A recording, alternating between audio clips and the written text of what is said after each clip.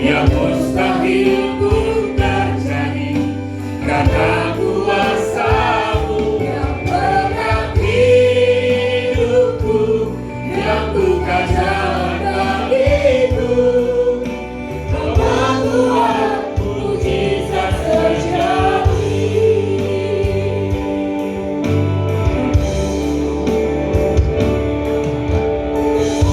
Terima kasih Tuhan. Kami punya Tuhan yang sungguh luar biasa di hari ini. Bagi Tuhan tidak ada yang mustahil. Kau sanggup Tuhan melakukan jauh lebih banyak dari apa yang kami pikirkan, apa yang kami doakan. Di tengah-tengah ketidakpastian dunia ini, Kau tetap hadir membuat mujizat, sehingga apa yang mustahil menjadi mungkin karena Tuhan menyertai kami. Hamba-Mu telah tiba di tempat ini untuk menyampaikan kebenaran-Mu. Sampaikan Tuhan Yesus, berkati umat-Mu yang hari ini hadir, sehingga mereka juga dicerahkan, hidup mereka mengalami perubahan, transformasi Tuhan. Terima kasih Tuhan, buat pagi hari ini kami siap mendengar firman dalam nama Tuhan Yesus. Semua yang percaya sama-sama katakan amin. Silakan duduk. Salam Bapak Ibu semua. Suasana cuaca nggak menentu ya. Ini sebenarnya harusnya udah kemarau. Kemarin saudara di mana di Tangerang Selatan itu ya hujan berjam-jam ya, dan macet total daerah Tangerang tentunya. Nggak tahu kalau di Cilegon ya, hujan juga ya sama ya. Saya melihat penuh ketidakpastian cuaca ini. Harusnya kita kemarau, betul nggak? Ini yang saya takutin malah ntar pas waktunya musim hujan malah kemarau. Nah ini yang repot, betul nggak ya? Nah tentunya kenapa saya membuka begini saudara? Karena kita semua berubah, dunia berubah.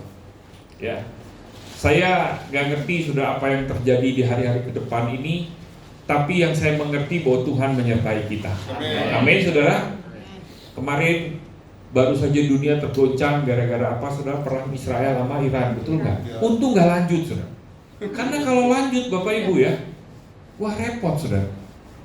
Kalau Iran sudah perang, itu Selat Hormuz saudara. Tahu saudara Selat Hormuz? Ya, itu ditutup. Ya, akibatnya apa saudara? Kita kekurangan minyak, bensin mungkin harganya udah nggak terkira, betul nggak? Penuh ketidakpastian. Kita nggak bisa kemana-mana terbang itu saudara, karena kalau ke Eropa itu ya harus melalui Dubai atau Qatar, ya untuk kemana-mana. Semua bisnis berubah, tapi puji Tuhan kemarin akhirnya cuma 12 hari saja. Ya siapa yang menang? Hanya Tuhan yang tahu. Betul nggak? Tapi saudara, di tengah ketidakpastian ini Tuhan mau kita berubah. Amin saudara. Gereja kita ini saudara, ada gereja yang namanya saudara berat di nama saudara. Tahu namanya apa saudara? Transformation. Word Transformation Church. Gereja yang mengubah dunia. Wah, saudara, ini kalau setiap kali saya ngajar, saya ngomong ke teman-teman saya, ini berat gereja ini. Ya.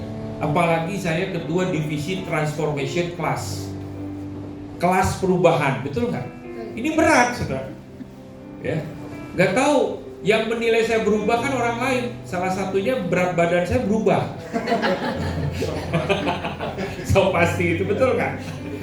Tapi itu yang Tuhan, maksudnya yang Tuhan ya, bukan itu yang Tuhan mau, betul nggak? Berat badan, tapi kita semua pasti berubah. Selain berat badan, pasti kita jadi tua, betul nggak? Kemarin anak saya retreat, saudara, dua-duanya FLCC di Jakarta, di Sentul ya. Saya tinggal berdua dengan istri dari hari Jumat sampai tadi. Terus tadi malam saya ngomong, kayaknya rumah kita ini kegedean, karena tinggal berdua, saudara. Wah, saya jujur saudara, pas waktu gak ada anak-anak, ya mungkin dialami juga oleh Pak Yuda sama Ibu Mini ya sekarang ya. Saya berkata berubah, ya memang mungkin hari ini mereka balik, bukan mungkin ya, pasti balik. Tapi suatu saat ketika mereka meninggalkan, kita tinggal berdua. Itulah perubahan yang pasti, betul nggak? Kita pasti berubah. Saudara juga yang single pasti ada perubahan juga, betul nggak? Jadi menikah. Udah menikah, baru honeymoon. Waduh, saudara, tiba-tiba hamil, betul nggak? Berubah lagi, saudara ya. Udah berubah, saudara, anak lahir, saudara. Muncul, saudara, perubahan-perubahan yang lain. Kebutuhan kita semakin meningkat. Jadi Bapak Ibu, perubahan itu adalah pasti, betul nggak? Nah, kalau engkau nggak berubah, caramu itu nggak berubah, ya, maka engkau akan mengalami kesulitan. Saya masih ingat, saudara ya, dulu ketika anak saya masuk SD pertama kali, saudara ya. Terus maminya itu, istri saya itu beli baju tuh kayaknya kedodoran. Jadi roknya panjang, bajunya agak gede gitu ya. Nah, tahu ya. Terus saya nanya ke istri saya, itu kenapa sih si kakak ini bajunya kegedean begitu? Gak apa-apa, pintar berubah kok. Benar juga sih ya. Dan memang benar, saudara. Dia namanya anak SD kelas 1 masih belum tahu model, betul? Mode kan, betul nggak? Dia terima-terima aja dikasih mami. Kalau sekarang boro-boro mau, betul nggak? Ya. Tapi akhirnya saudara kelas 2, kelas 3 sudah kekecilan. Nah, gereja ini juga sama, Bapak Ibu. Betul nggak? Kalau gereja ini nggak berubah, saudara, berarti nama, aduh repot. Kita harus berubah. Karena berubah itu sangat menguntungkan buat kita. Nah, makanya saudara, hari ini tema saya adalah masih sama sebenarnya, Great Harvest, betul nggak? Bisa dimunculkan begitu? Ya. Materinya Great Harvest. Apa sih Great Harvest? Great Harvest itu adalah panen raya, betul nggak? Slide-nya? Atas. Oh ya udah muncul. Nggak muncul ini. Mencetnya dia. Ke belakang. Oh iya, The Great Harvest atau panen raya, betul nggak? Panen raya itu berita sukacita, betul nggak? Iya. Siapa sih yang nggak suka dengan panen? Iya. Betul nggak? Tapi kalau panennya kita nggak bisa menangani panen dengan baik, yang ada adalah bencana, yang ada adalah penyesalan. Saya melihat ya, beberapa petani panennya gagal. Kenapa? Karena tiba-tiba datang hujan, banjir, betul nggak? Yang kedua, saudara, tiba-tiba datang tikus, Iya. hama, pencuri, atau tiba-tiba saudara ketika menjemur padinya tiba-tiba muncul hujan besar. Jadi saudara, panen raya ini harus disingkapi. Bagaimana supaya kita semua bisa mengalami yang terbaik dari Tuhan? Ya itu yang tadi Pak Immanuel berkata, kita harus berubah. Karena bagi Tuhan itu, saudara ya, mudah sekali memberkati kita. Yang menjadi masalah adalah sikap kita. Siap nggak ketika engkau mengalami panen raya, hidupmu berubah seperti Kristus?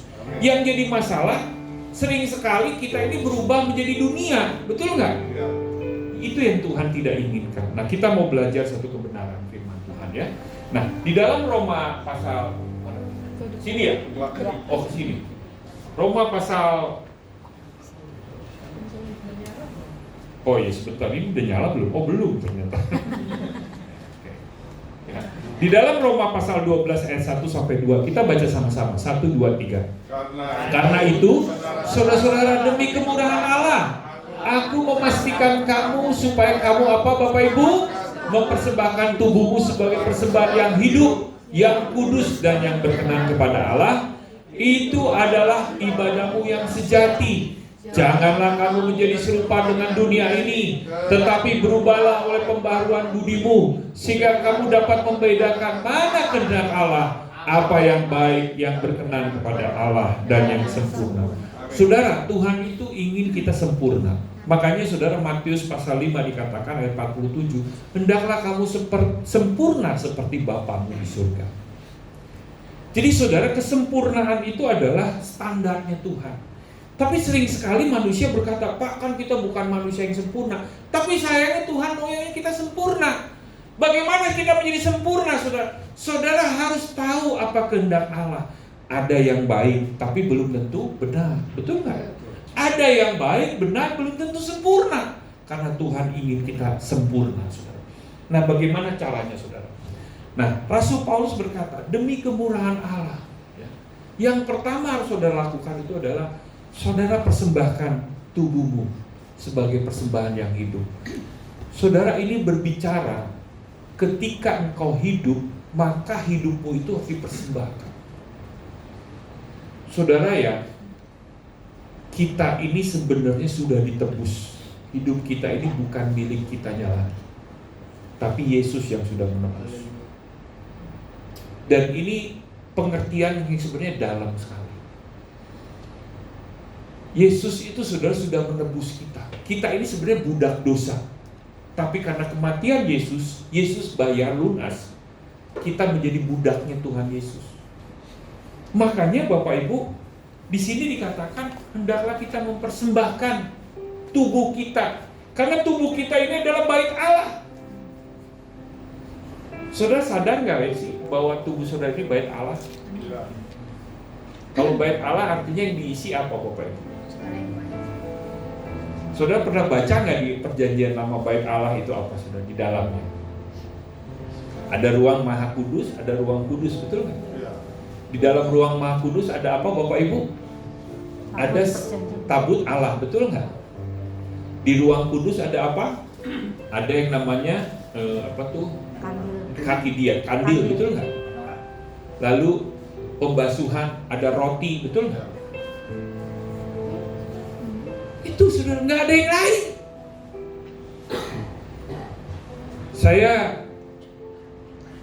memang untuk memahami senior pastor kita ini susah, dalam pengertian karena dia pernah berkata kepada saya, melakukan kehendak Tuhan itu ada pengorbanan. Saudara ya, tanpa engkau berkorban, mempersembahkan itu kan berkorban, betul nggak? Maka saudara, tidak ada namanya penerimaan.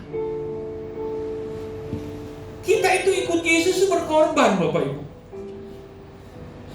Jadi aneh sekali kalau ada orang ikut Yesus tidak mau berkorban. Dan yang diminta korbannya apa lagi? Hidup kita. Makanya saudara, kadang ada pendeta tuh ya ngajarin, perpuluhan itu gak perlu, persembahan itu gak perlu. Lalu saya berkata, jangan dulu ngomong perpuluhan. Hidup kita itu sudah ditebus, Bapak Ibu, betul nggak? Semua milik kita ini Tuhan punya, betul nggak? Kalau kita saja bergumul sudah di dalam persembahan setiap minggu, persembahan perpuluhan, gimana kita bisa mempersembahkan hidup? Di situ kan dikatakan hidup, betul? Hidup kita ini, hidupku bukannya aku lagi, betul nggak? Tapi Yesus. Saya punya anak perempuan 2. Sejak kecil, saudara, saya sudah persembahkan hidup mereka buat Tuhan, penyerahan anak. Lalu saya katakan kepada mereka bahwa kalau engkau itu adalah pribadi yang Tuhan pilih, saudara, mengerti gak saudara, ini adalah Tuhan pilih loh di Cilegon ini. Saudara, ini gak kebetulan loh di gereja ini. Saya berkata ke anak saya, kamu tuh Tuhan pilih loh. Saudara, dipilih oleh Tuhan. Apapun latar belakangmu, Tuhan pilih. Karena engkau dipilih oleh Tuhan, maka engkau dikuduskan. Ada seorang jemaat, saudara, telepon ke saya. Dia dari latar belakang Buddha. Tiba-tiba, saudara, dia telepon saya, Pak Immanuel, papi saya mau dibaptis. Wah, saya bilang, puji Tuhan, haleluya nih. Papinya ini udah tua, udah sakit-sakitan, ya, tapi dia tetap kekeh, gak mau jadi pengikut Yesus. Lalu saudara, dengan semangat 45, saudara, saya datang, saudara, ke rumahnya. Pas waktu saya datang ke rumahnya, saya bilang, Saya bingung, saudara. Kenapa? Karena di rumahnya itu ada bendera kuning. Terus saya bingung, saya ketok, ya ini kan pagi-pagi kan. Saya, oh silakan masuk Pak Immanuel. Papi saya mau dibaptis. Itu bendera kuning apa? Iya papi. Lalu dia tunjukin papinya sudah meninggal. Terus saya bilang, maksud lu gimana? Pak, dulu ketika masih hidup, papi saya nolak dibaptis, betul nggak? Nah sekarang udah mati, udah aja Pak dibaptis. Supaya dia saudara diselamatkan. Saya bilang gimana ceritanya? Nggak bisa. Orang dibaptis itu saudara ketika hidup. Pak kasihan dong papi saya masuk neraka. Itu bukan urusan saya, itu urusan Tuhan. Bilang itu. Saya nggak bisa menghakimi papi kamu. Pak bisa nggak Pak? Udahlah baptis aja Pak. Emang upacara baptisan? Ini bukan bicara upacara, ini berbicara mengenai iman. Nah, ini dia sudah, saya marahin dia, saya kesal juga, ini saya pulang. Terus siapa yang melayani ini? Ternyata dia belum jadi jemaat, ya nggak bisa dong. Pengennya secara Buddha, betul nggak? Akhirnya saudara saya berdoa buat dia. Nah saudara, Tuhan, Rasul Paulus katakan, selama engkau hidup, jangan udah mau mati baru Tuhan. Ada seorang dulu ya, saya punya jemaat saudara, jemaat Kasel. Si om ini saudara, bandel gitu ya, gak mau Kasel, wah ngerokok, wah pokoknya hidupnya kacau lah. Tapi istrinya ketua Kasel. Saudara, tiba-tiba dia kena stroke. Panggillah saya, panggil saya saudara. Lalu dia berkata, Pak Immanuel, udah kena stroke nih, udah lumpuh. Kalau saya sembuh Pak, saya mau melayani Tuhan. Dalam hati saya, kenapa kamu nggak pas waktu? Betul nggak? Betul. Udah miskin baru pengen, udah bangkrut baru pengen melayani. Jangan begitu Bapak Ibu. Betul nggak? Udah miskin baru pengen ngasih perpuluhan. Ya Pak, ntar udah ketipu nih. Ya ntar besok saya mau kasih perpuluhan Pak. Jangan. Betul nggak? Persembahkanlah hidupmu selama engkau hari ini sehat melayani Tuhan. Amin saudara. Saya saudara di TC Division ini udah termasuk senior. Ya. Saya kasih kesempatan kepada orang-orang yang di bawah saya. Ayo, saya ingin hidup saya juga berubah menjadi berkat. Suatu saat kemarin kita fellowship pemimpin. Lalu saya ngasih pengarahan. Biasalah namanya bapak-bapak kan udah mulai tua. Kalau ciri-ciri orang tua itu selalu ngomong dulu. Dulu Pak Immanuel ini begini, dulu. Itu namanya orang sudah tua. Betul nggak Pak Yuda? Dulu Papa begini loh. Kenapa kamu begini? Nah, itu termasuk saya begini. Saudara, ketika kita fellowship, saudara, terus Laren yang menjadi MC pada waktu itu wakil saya dan Billy. Pak Immanuel sudah ngasih pengarahannya sudah. Kalau sudah Pak Immanuel silakan duduk. Saudara. Jadi saya ada satu tempat duduk, saya duduk. Hah, maksudnya apa nih? Lalu mereka berkata, Pak Im, ini ada 50 pemimpin nih. Kami semua akan memberi masukan kepada Pak Immanuel. Selama ini Pak Immanuel yang memberi, tiba saatnya kami yang memberi masukan. Wah, saat itu saudara, saya menjadi terdakwa. Saya seperti disidang oleh anak-anak saya. Lalu saya berkata, yang menjadi pembela hanya satu, istri saya. Saya panggil Bu Catherine. Saya takut nih kalau begini, bisa nggak saya panggil Bu Catherine? Akhirnya mereka mengizinkan. Ya sudah, panggil Bu Catherine. Lalu saudara, mereka ngomong, siapa saya sekarang ini? Mereka cerita, wah dulu Pak Immanuel galaknya luar biasa. nggak kompromi, marahin kita. Tapi sekarang, puji Tuhan, makin lemah lembut. Wah, nggak tahu mereka takut kenapa. Tapi intinya begini Bapak Ibu ya, kita harus berubah. Janganlah kamu menjadi serupa dengan dunia ini, betul nggak? Tetapi berubahlah oleh pembaharuan budimu. Buktinya engkau mempersembahkan hidupmu itu adalah engkau harus berubah, betul nggak? Jangan engkau nggak berubah. Makanya di sini dikatakan apa Bapak Ibu? Perubahan bukanlah perubahan sampai terjadi. Tapi saya bersyukur saudara, mereka memberikan Pak Emmanuel berubah. Lalu saya katakan, bukan artinya berubah tambah bucit ya, bukan. Enggak Pak, Bapak lebih berubah.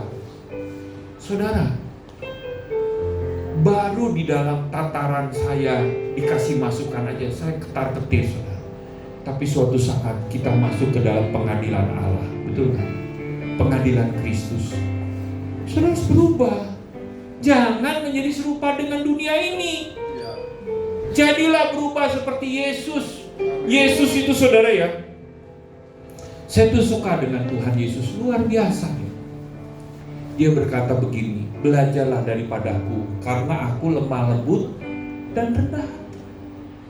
Jangan udah makin senior tambah galak.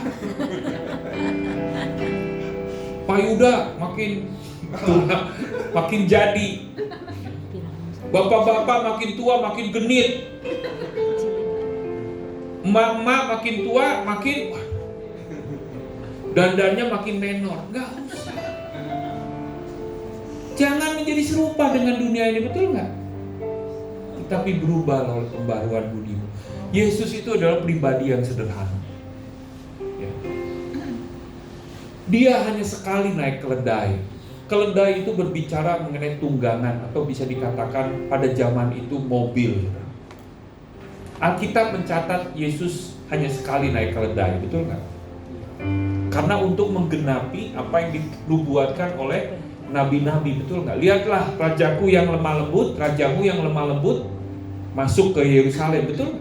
Dia naik keledai. Saudara, Yesus itu kemana-mana jalan kaki, sederhana. Ini dengar nih, saya kebetulan banyak anak-anak muda hari ini. Jadilah pribadi yang hidup di dalam kenyataan, bukan di dalam halusinasi. Banyak anak muda hari ini, saudara, saya ingetin anak-anak saya juga, 2 anak saya. Kamu tuh jangan halusinasi. Kenapa anak muda hari ini sering halu? Karena terlalu banyak informasi yang begitu banyak dari TikTok lah. Akhirnya muncullah hayalan demi hayalan. Gimana jadi artis kayak drama Korea?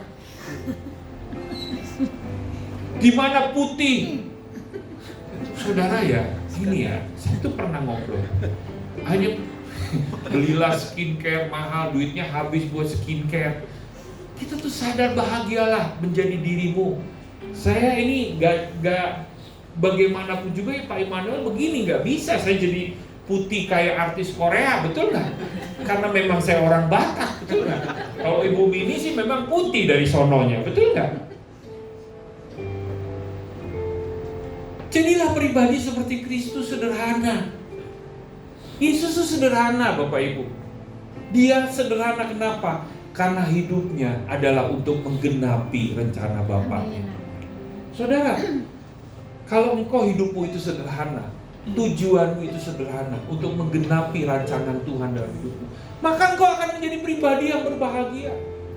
Engkau bukan menjadi pribadi orang lain. Engkau tidak harus menjadi pribadi yang paling cantik, paling ganteng. Kayak apa, artis Korea siapa yang paling ganteng? Lee Min Ho apa? Atau udah jadul itu? Ada lagi nggak? Oh, udah jadul ya.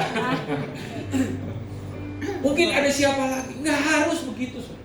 Saya jadi pendeta juga.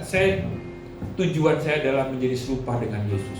Saya tidak harus menjadi seorang pendeta yang terkenal, bicara di mana-mana. Enggak juga. Saya bahagia dengan apa yang Tuhan percayakan dalam hidup saya. Saya bahagia. Istri saya 1, anak saya 2, betul nggak? Jangan dibolak-balik loh ya, bahaya gitu ya. Saya bahagia, saudara, dengan apapun yang Tuhan berikan. Saya bahagia. Saya ngomong ke pekerja-pekerja di bawah saya, kamu harus bersyukur kalau udah melayani dapat nasi kotak. Jangan nasi kotak makanannya nggak enak langsung dibuang. Bersyukur, habisin. Mau enak mau nggak enak, habisin saja. Jangan ngeluh, puji Tuhan, haleluya masih dapat nasi kotak misalnya. Betul nggak? Bisa melayani Tuhan. Saudara, jangan menjadi serupa dengan dunia ini. Betul? Jadilah pribadi saudara yang sederhana. Orang Kristen itu harus berubah, dimulai dari pembaharuan budi kita. Ya. Yang kedua, saudara, apa yang Tuhan mau? Kita harus mencari perkara yang di atas. Cepetan. Mundur. Oke. Mencari perkara yang di atas. Coba kita buka Kolose 3 ayat 1 sampai 4. Gak usah buka Alkitab, saudara ada di depan. Ya. Saya baca yang satu, yang saudara yang kedua, dan begitu. Karena itu kalau kamu dibangkitkan bersama Kristus, carilah perkara yang di atas, di mana Kristus ada duduk di sebelah kanan Allah. Ayat 2. Pikirkanlah perkara yang di atas, bukan yang di bumi. Sebab kamu telah mati dan hidupmu tersembunyi bersama dengan Kristus di dalam Allah. Ayat 4 sama-sama. Apabila Kristus yang adalah hidup kita menyatakan diri kelak, kamu pun akan menyatakan diri bersama dengan Dia dalam kemuliaan. Nah, saudara perhatikan. Saya ketika diajar oleh gembala senior pastor untuk mencari perkara yang di atas, ketika di doa fajar dia bagiin firman, saya dulu nggak ngerti maksudnya perkara di atas itu bagaimana. Tapi saudara, kalau kita bicara bumi, itu pasti penuh pertengkaran, betul nggak? Iya. Saya kemarin saudara baca ya, perang Iran Israel itu saudara habis 800 triliun 12 hari. Itu Israel. Kalau GBWTC Cilegon terima duit seperti itu gimana Pak? Kayaknya Pak Yuda udah jadi gubernur Banten. Betul nggak? Ya kan? 800 triliun sudah. Hanya 12 hari. Gara-gara sudah nafsu dari satu bangsa ingin membunuh Israel. Ya. Saya tuh heran saudara, kenapa bangsa ini saudara atau manusia ini lebih bernafsu membunuh daripada bernafsu mengasihi. Kita ini saudara lebih bernafsu membenci daripada bernafsu mengasihi. Saudara, mudah mana? Berkeinginan membenci atau berkeinginan mengasihi? Ya teorinya. Betul nggak? Tapi kadang kita ini saudara gampang tersinggung. Betul nggak?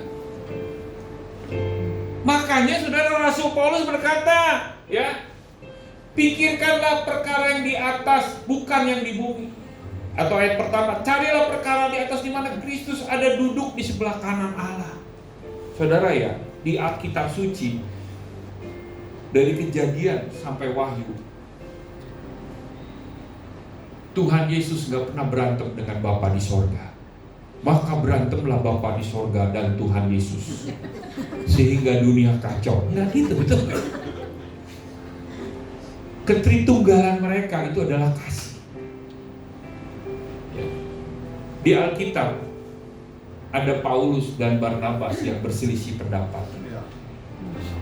Tapi Paulus terakhir saudara, dia di dalam satu suratnya berkata, kalau dulu dia begitu saudara, gak suka dengan Yohanes Markus, tapi justru saudara, di dalam satu suratnya dia berkata, panggillah Markus.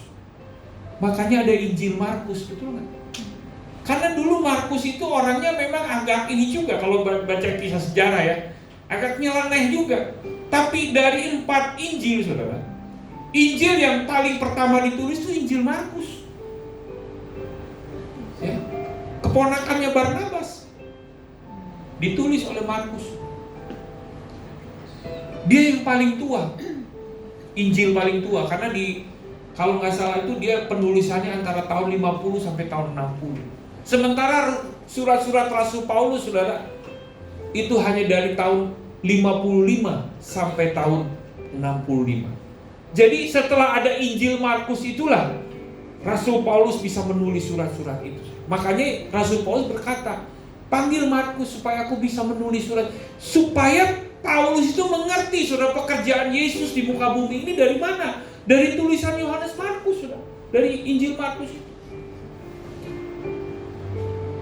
Artinya begini Bapak Ibu ya, perselisihan itu bisa diselesaikan.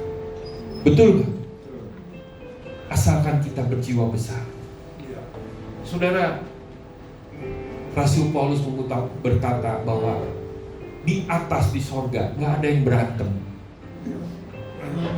Betul nggak? Sekarang saya mau nanya deh Bapak Ibu, gimana sih tindakan apa supaya saudara itu mengampuni? Kan kita disuruh mengampuni, betul nggak? Saudara bisa mengampuni itu kalau saudara kondisinya gimana? Pak, regu A, damai. Regu B, Penuh kasih. kalau apa? Penuh kasih. Penuh kasih. Regu C, Kalau udah berdoa kan. saudara, kondisi saudara bisa mengampuni itu kalau saudara kondisinya disakiti, betul nggak? Iya. Kalau saudara tidak disakiti, nggak ada tindakan mengampuni, betul nggak? Ada nggak tindakan mengampuni kalau saudara tidak disakiti? Misalkan contoh ya, saya dengan Pak Yuda nih berteman, terus kita berteman, hopeng terus. Saya nggak perlu mengampuni dia karena kita berteman, betul nggak?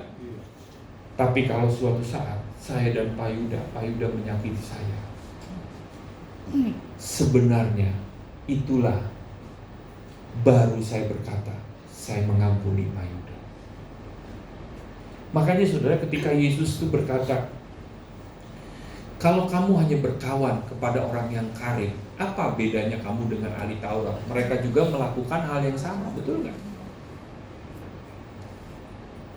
Saudara ya, bisa mengampuni itu adalah ketika engkau disakiti. Hari ini sudah bangsa ini butuh pengampunan. Pengampunan dari siapa? Dari kita, Israel rohani. Mereka mengutuki saudara Israel, wah begini. Kita nih orang Kristen harus berdoa. Kalau saudara nggak berdoa nih, nggak mengampuni bangsa ini, Bapak Ibu, bangsa ini kena kutuk, saudara. Karena firman Tuhan berkata apa, saudara? Diberkatilah orang yang memberkati, terkutuklah orang yang. Makanya saudara, kita harus merendahkan hati. Saya sampai hari ini saudara belajar untuk terus, kalau ada orang menyakiti hati saya diingatkan Tuhan, bukankah itu saatnya engkau melakukan tindakan kasih, engkau mengampuni. Tapi nyebelin Tuhan Yesus, ya justru disitulah, betul kan? Tapi sakitnya di sini Tuhan Yesus, karena bilur-bilur Yesus aku sudah sembuh, betul nggak? Tidak mungkin ada mujizat tanpa ada masalah, betul nggak? Iya.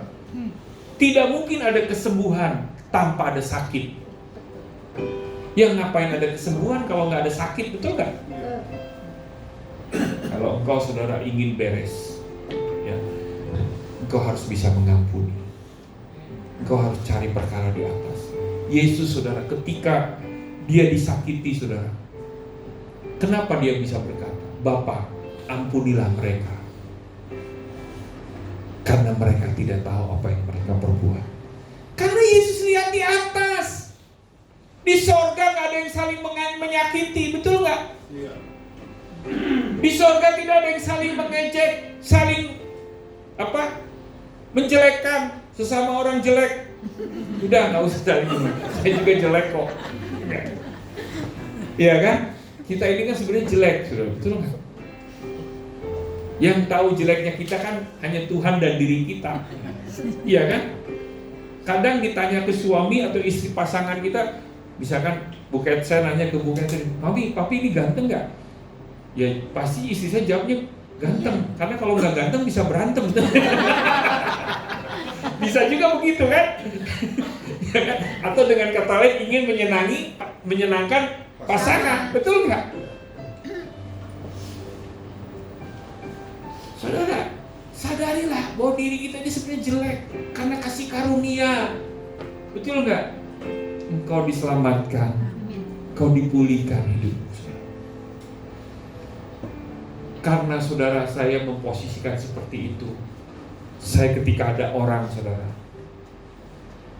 yang tidak maksimal dalam hidupnya, saya datang tidak dalam menghakimi orang itu.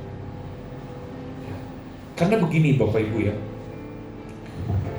kita itu saudara ya, akan masuk ke dalam satu jebakan maut ketika kita sungguh-sungguh melayani, yaitu penghakiman. Itu hati-hati Bapak Ibu. Apalagi nih pendoa-pendoa nih, hati-hati nih. Karena sudah saking dekat dengan sorga, jadi suka lupa masih ada di bumi sudah. Itu kelemahan pendoa itu begitu Bapak Ibu ya. Dia udah terlalu saking dengar suara Tuhan, dengar suara manusia dia udah bisa dengar saudara ya. Ada pendoa di sini? Siapa angkat tangan yang jadi pendoa? Wah ini kan udah lulus sekolah doa kan? Ya. Pendoa-pendoa dengar. Memang engkau diberi kasih karunia Tuhan untuk mendengar suara Tuhan. Tapi jangan juga engkau tidak bisa mendengar suara manusia. Gawat itu, betul nggak? Ya. Belajarlah saudara untuk menerima teman kita seperti Yesus dan Bapa di surga menerima kita dengan kelemahan kita. Dia tidak menghakimi.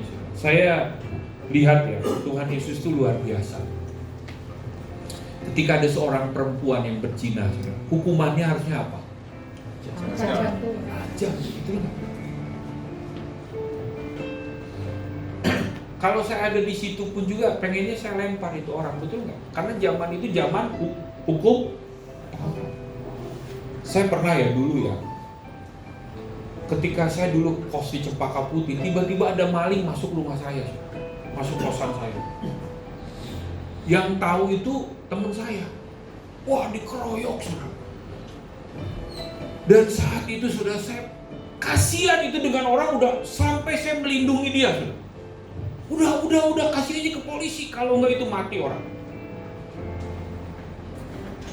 Saya bilang, kenapa ini cuman dia belum maling kok. Saya bilang, cuman baru masuk, udah Pak kasih aja polisi. Ayo teman kos saya marahin, kamu kenapa sih harusnya dibuat mati supaya kapok. Dalam kamu gak boleh begitu. Saudara ya, saya di TC Division, saya ngomong ke para pengerja, kamu harus tahu firman Tuhan berkata di dalam Lukas pasal 14, rumah Tuhan harus penuh. Kan itu ada orang yang diundang, betul nggak? Orang yang punya, yang baru nikah, orang yang apa? Orang yang baru nikah, yang baru punya lembu, punya properti gitu ya, diundang pada nggak mau, betul nggak? Akhirnya Tuhan itu marah, betul nggak? Ini orang udah gua berkati malah nggak mau datang, betul nggak? Ini hati-hati saudara. Ketika engkau diberkati, akan tiba saatnya Tuhan undang kau perjamuan, malah engkau menolak. Baru nikah, baru dapat jodoh, betul nggak? Baru punya lembu, ya lembu kan usaha, betul nggak? Baru punya ladang, propertinya ditambahin, udah nggak mau datang. Oh itu hati-hati saudara. Sampai akhirnya Tuhan berkata gimana? Kamu panggil ke pinggir, ke jalan-jalan, betul nggak? Ke lorong-lorong. Panggil orang-orang timpang, orang-orang buta, betul nggak? Orang-orang miskin, orang-orang lumpuh, cacat, datang. Saudara, saya ngomong ke fasil-fasil saya, pengerja-pengerja di bawah saya. Makin lama nih, peserta visi 01 makin banyak yang bermasalah. Kalau masalahnya makin banyak, kita tidak boleh ngomelin itu orang. Kita bagian kita berdoa.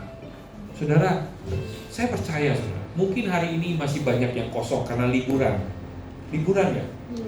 Ya, ini kan kosong-kosong. Tapi akan ada saatnya saudara. Rumah Tuhan itu harus penuh. Amin. Itu sesuai, tepuk tangan dulu dong. Rumah Tuhan Tuhan harus penuh. Mau nggak mau, suka nggak suka, rumah Tuhan harus penuh. Amin. Tapi saudara, ini Pak Yuda sama Ibu Mini sebagai Tuhan yang taruh. Sayangnya saudara, mereka itu yang bermasalah semua yang datang. Saudara siap nggak? Ini great harvest. Ya, ini zaman di mana penuaian. Kita siap nggak menerima orang-orang itu? Saya ngomong ke pekerja-pekerja di bawah saya, kamu siap nggak menerima itu? Kalau kamu siap, berarti kamu mencari perkara di atas. Penuh kasih karunia. Amin, saudara. Saudara mau nggak, siap nggak di GBWTC Cilegon? Yang siap hanya ibu saja, Ibu Suryo. Yang lain pada bengong. Pak, kayaknya nggak enak nih Pak kalau ini. Saudara ya, karena begini Bapak Ibu ya, orang bermasalah itu biasanya saudara dekat sama Tuhan. Itu betul. Jujur aja deh, saudara itu paling suka datang ke rumah doa kalau lagi ngapain? Susah. Iya kan? Lagi susah. Kalau lagi banyak duit kayaknya semua ke puncak atau ke luar negeri kali ya. Pak jangan begitu dong Pak, kita ini ada duit loh. Makanya tetap ke gereja. Saudara, tapi memang fakta berkata, biasanya Bapak Ibu jangan tersinggung loh ya. Biasanya orang itu kalau lagi punya masalah, ya, dia itu suka berdoa. Biasanya loh ya. Tapi Tuhan mau kita menjadi rumah doa. Amin, saudara. Amin. Baik susah ataupun senang, kita suka berdoa. Amin. Betul nggak? Ya. Makanya lagu Paniko katakan, jadikan aku rumah doamu. Walaupun saya senang, walaupun saya susah, saya tetap menjadi rumah doa. Amin. Gereja ini saudara, walaupun diberkati. Saya dengar Pak Yuda kemarin lagi defisit, nggak apa-apa saya bagi. Pengeluarannya lagi banyak. Saudara harus berdoa. Masa gereja defisit? Katanya wakil kerajaan sorga. Saya harus berdoa. Karena begini Bapak Ibu ya, iblis itu saudara nggak suka ada gereja. Dia tutup saudara gereja dengan berbagai cara. Salah satunya apa? Pertama, saudara diubah jadi orang pelit bin kikir. Ya. Yang kedua, saudara, dia ganggu usaha saudara, ya, supaya nggak berhasil. Makanya saudara harus berdoa. Terima ajaran yang sehat. Saya saudara setiap kali saya menara doa, saya berdoa untuk para pengerja. Tuhan berikan kepada mereka pribadi yang murah hati, seperti Engkau yang murah hati. Itu saya doakan. Yang kedua, saudara, saya berdoa kepada mereka supaya pekerjaan mereka dibuat berhasil. Amin, saudara. Makanya saudara Bapak Ibu ya, ayo di musim seperti ini kita menabur untuk panen raya. Amin. Amin, Bapak Ibu. Yang amin hanya Pak Suryo aja sama Pak Bendara. Amin. Saudara mau nggak diberkati? Saudara nggak mungkin ada panen kalau nggak ada taburan, betul nggak? Ya. Kalau ada panen nggak ada taburan, itu artinya saudara mencuri kebun sebelah, sawah sebelah. Iya kan? Pak, saya panen tapi saya nggak pernah nabur. Ya kamu pencuri, nggak pernah nabur kalau panen, betul nggak? Iya. Hati-hati saudara dengan istilah begitu. Wah panen nih, puji Tuhan, panen. Saya nggak perlu menabur tetap panen, ya kamu pencuri. Ya, kita bukan pencuri, amin. Kita lanjutkan yang terakhir. Yang terakhir biasanya suka semangat, ya, karena kan mau selesai khotbahnya. Yang terakhir apa Bapak Ibu? Damai sejahtera. Saudara ya, kita buka di dalam Kolose 3 ayat jangan, ntar kelamaan, waktunya tinggal 10 menit lagi. Kolose 3 ayat 14, 13 dan 14 ya.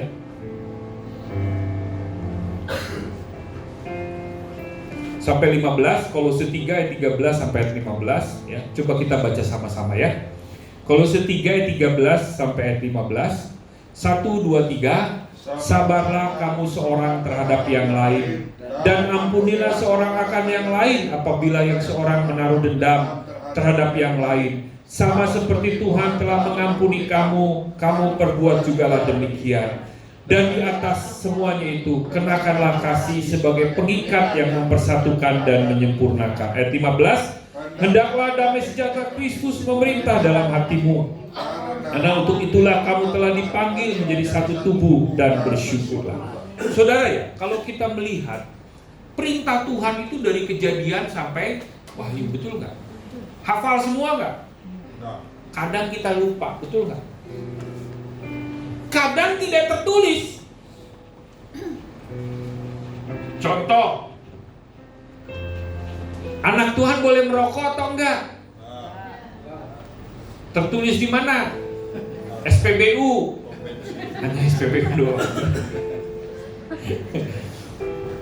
Nggak tertulis, betul nggak? Saya mau tanya, anak Tuhan boleh tato nggak? Kata siapa? Waduh, ini kan jadi perdebatan, betul nggak? Kedinginan ya Ibu Gembala. Aduh. Suatu saat saudara, anak saya ketika dia yang sulung tuh udah 21 tahun. Saya itu biasa kalau ke luar negeri saudara, suka ngumpulin botol-botol kecil miras itu kan suka gratis ya Pak ya. Dapat gitu ya. Saya kumpulin gitu ya. Jadi kalau saudara datang ke rumah saya tuh banyak botol-botol kecil gitu ya. Macam-macam tuh, ada whisky, ada Jack Daniel, ada apa gitu ya.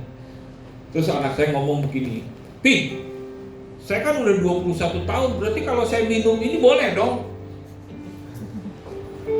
Terus saya bingung gitu. Kalau saya ngomong nggak boleh,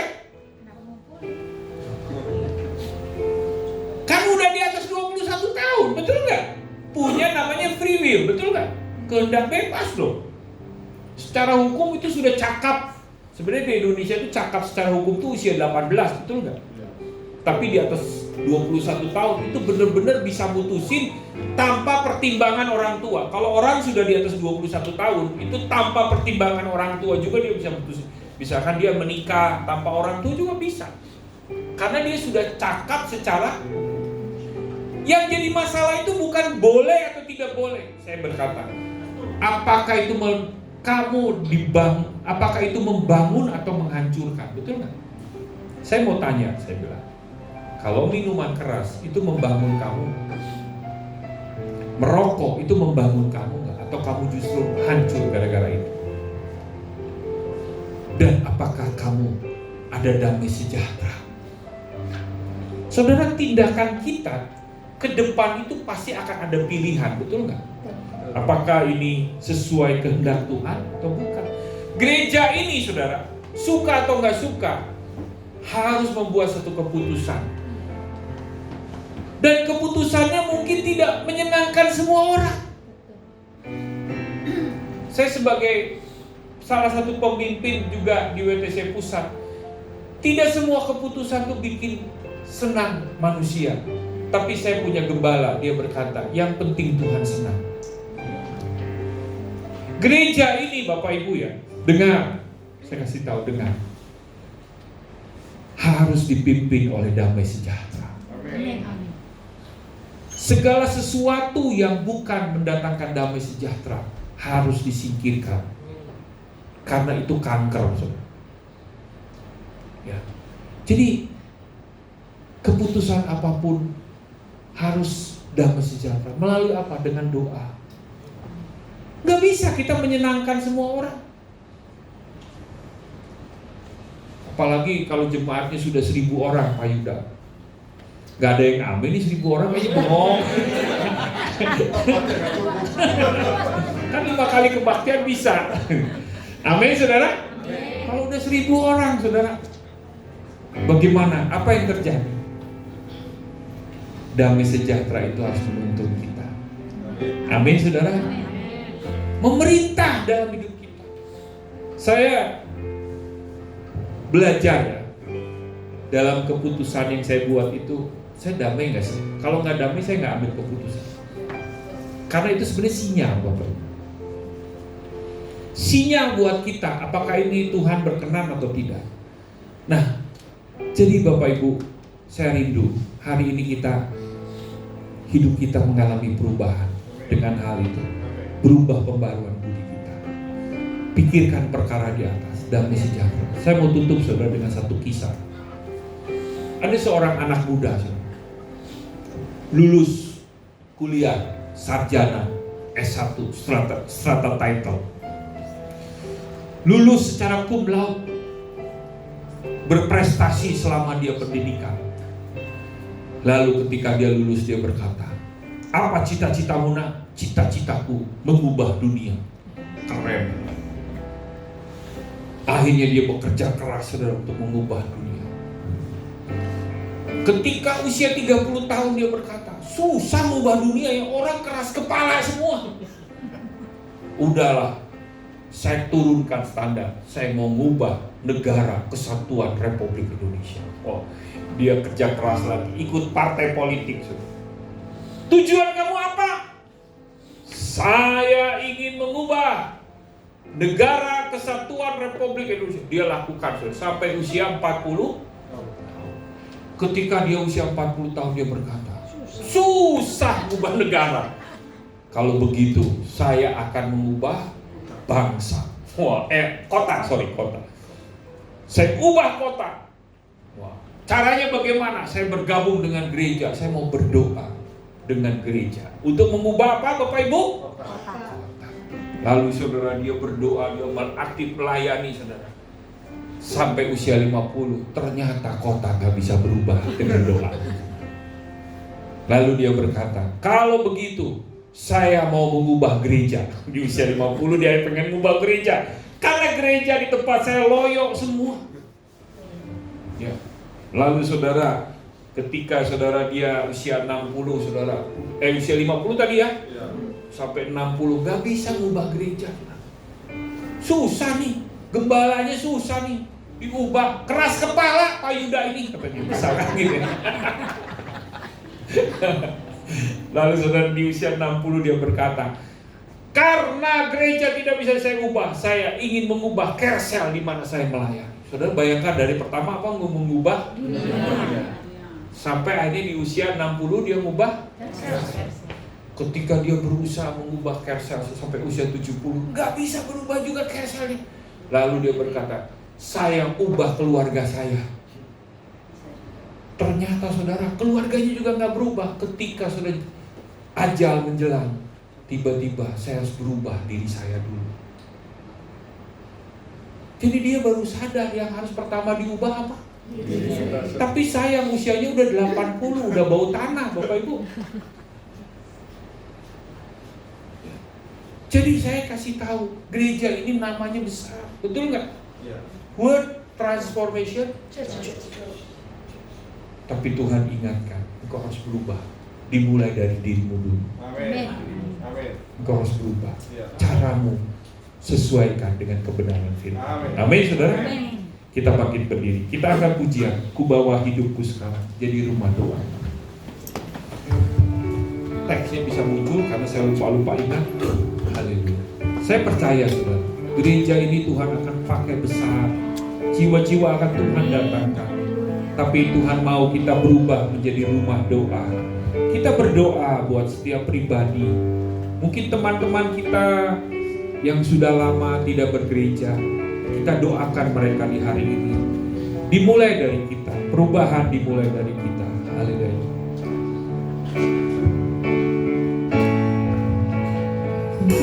Wah, hidupku sekarang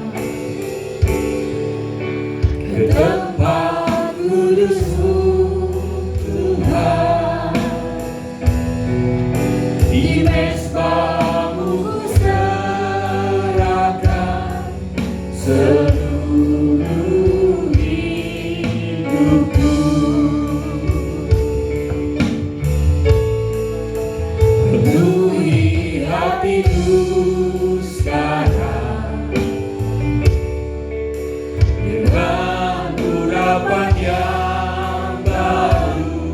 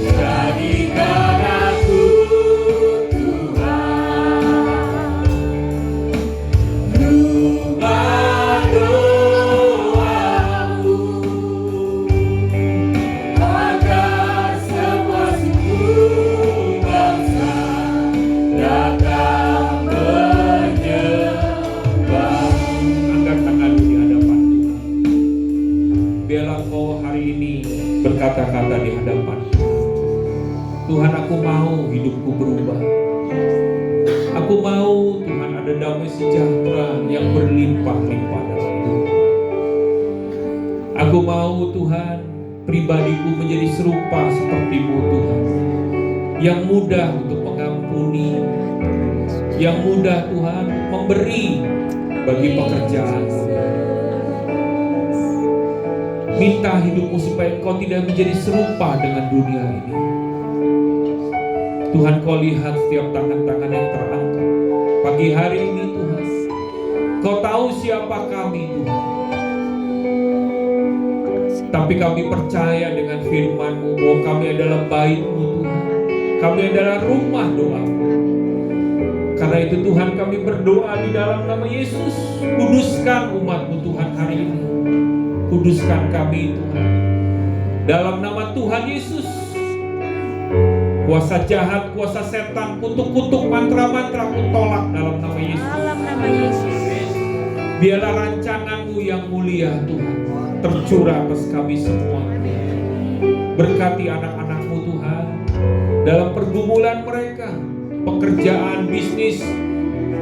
Biarlah Tuhan yang terus mempromosikan hidup mereka, mengalami terobosan demi terobosan di hari-hari ini Tuhan. Kami pegang janji-Mu Tuhan. Sekalipun Tuhan, bukit-bukit bergoncang, gunung-gunung beranjak, tapi kasih setia-Mu Tuhan tidak akan pernah beranjak dalam hidup kami. Kami percaya janji-Mu Tuhan. Jika kami baik-baik mendengar suara-Mu, maka berkat ini akan tercurah atas kami. Diberkatilah kami ketika keluar, diberkatilah ketika kami masuk, diberkatilah kami di kota, di ladang, diberkatilah segala usaha kami. Kami tidak akan pernah turun, tapi kami akan terus naik. Amin. Gereja ini akan terus naik Tuhan. Amin. Karena gereja ini milik-Mu Tuhan. Kami hanya pelayan-pelayan-Mu Tuhan. Terima kasih Tuhan. Berkati para pekerja-Mu, berkati Pak Yuda dan Bu Mini juga yang Kau percayakan. Berkati semua anak-anak-Mu Tuhan. Tim inti dari gereja ini Tuhan. Bahkan mungkin dari jemaat-Mu yang sedang liburan dimanapun mereka berada, Kau berkati mereka Tuhan. Amin. Dan tiba saatnya kami berpisah, kami siap menerima berkat yang terbaik. Mari angkat kedua tangan-Mu, terimalah berkat yang terbaik dari Bapa di sorga. Diberkatilah hidupmu, diberkatilah usaha pekerjaan-Mu, cinta kasih dari Tuhan Yesus Kristus, persekutuan yang manis daripada Roh Kudus menyertai-Mu mulai dari sekarang sampai selama-lamanya. Tuhan Yesus datang yang kedua kalinya. Semua yang percaya sama-sama katakan amin. Selamat hari Minggu, Tuhan Yesus memberkati.